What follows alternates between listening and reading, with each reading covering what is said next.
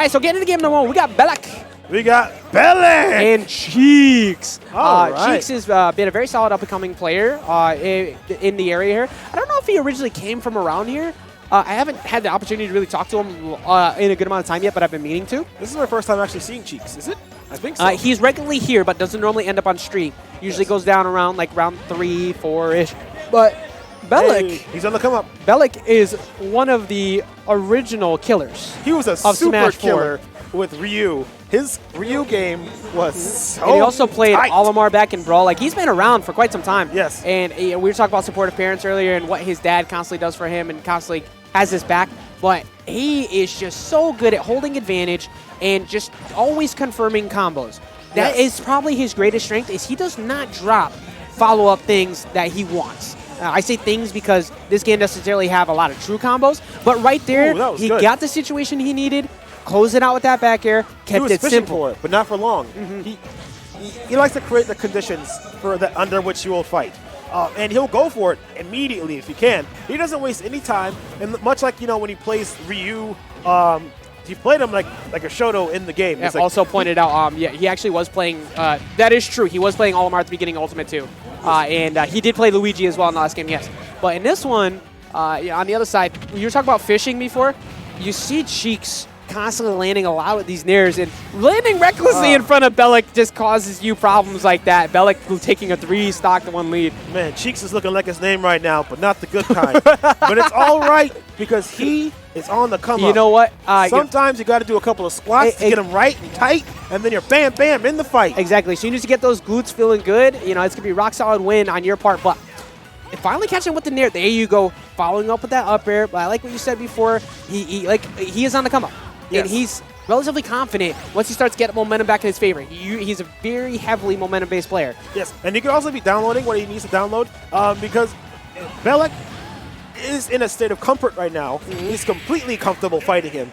And maybe Cheeeks could use that to his advantage if belaC doesn't make any adjustments. But belaC, being a heavy fighter like he does, he is made for adjustment. Now let's see if he'll be put to the test. You weren't lying about that confidence, dude. Like, just how many times you went off stage? Yes. There's no hitbox on Rosalina. There's nothing you can do. So if you come in with a fair, it's like, all right, I'll back off. I have stage advantage.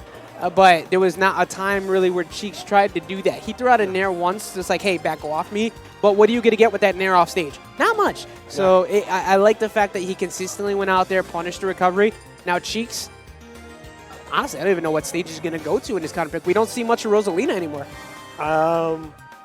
So where would you say Rosalina's biggest pitfall is? Normally I would say go to something like Battlefield, which he's going to go to.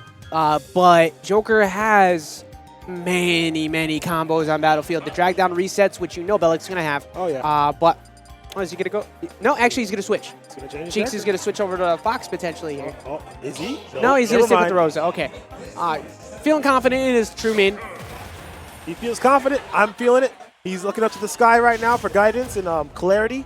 Now let's see if he gets the celerity he needs to make the right decisions. Man, our lighting here really is like a holy LED, isn't it? It's holy and not fluorescent. You feel the heavenly embrace as you get sent to the blast zone by all these extremely talented players. But I do as a whole like the swap to Battlefield here. He's going to be able to abuse the nairs on the platform, covering options. He's going to be able to use those up airs.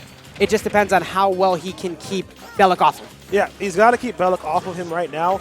And the biggest threat right now is just keeping his momentum. I feel like Cheeeks needs his momentum to keep it going. But if he just can't get into the rhythm, he's going to have a hard time. He's floaty. He's almost predictable in his motions. It's going to be rough. I mean, but I believe in him completely. belaC came to dance. Like he's dressed for the occasion. You got to be able to tango. Look at that. Look at those moves. Homeboy's got skinny knees, but it's okay. Yeah, you know, like I said, he's got the moves, and he's got that right there. Got to kick him out of existence. But, you know, Cheeeks, he looked like he was feeling pretty comfortable at the start. Yeah. Like he was kind of staying up close next to him. There you go, trying to call out a roll there, but instead going to get a little bit of option coverage here, boxing away with the Luma. Yeah, 71% on belaC's first stock. We have Cheeeks rocking at 0% on his second stock. The match right now is slowed down. The pace is, they're trying to feel each other out as Cheeeks is looking for a way in and belaC is looking for his opportunity as well, but he's not pressing as hard as he did before because he realizes that Cheeeks has a little bit of options. He's pressing pretty hard right now, but so is Cheeks smashing that button to get that combo breaker. But that's what makes, that's what's making belaC respect him a bit more, I believe, is because Cheeeks is not going for the, I'm in here, we're going to fight, I'm going to press buttons, I'm going to make... That could have been huge for him, too, if he could have gotten that up smash off of that. Like, Cheeeks, I think a big thing with Cheeeks is he should slow down and look for the singular option because he's been going for a lot of tech chases, and belaC doesn't pull the trigger. If he could catch on to the fact that belaC is waiting an extra half a second or so, I think he could catch him because his reaction speed is actually not that bad. It just, he hasn't been able to close it out. No Luma to close that out, though. None. All right. Good call out right there. He is slowing it down, trying to find it. And he's lost it, but still have a one-stock lead for belaC. And we're set now 0-0 percentage on the thing. Yep. And belaC going to keep forcing the initiative. Again, you know, Cheeeks is not someone to sleep on. Nope, never sleep. Like, even though Rosalina may have many changes, Rosalina on Battlefield, definitely a good position for him. Woo. And the percentage comes in. It's looking a little bit dangerous. belaC is going in for blood. He smells it. He sees it. He's going to press his advantage as best as he can. I like the spacing that he had on the platform there, too. Just going for the nair and just just kind of poking him away with that F tilt, keeping him safe.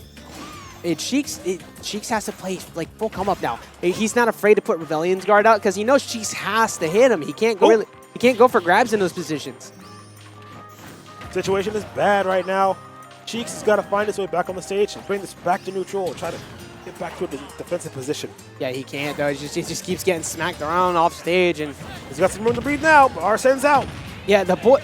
You may have your boy, but I got mine. You're gonna take these failovers right to the face. I got somebody for you, Arsene. What up, big girl? And she's like, ooh, you're really big. I say, you thought you had squad, but yeah.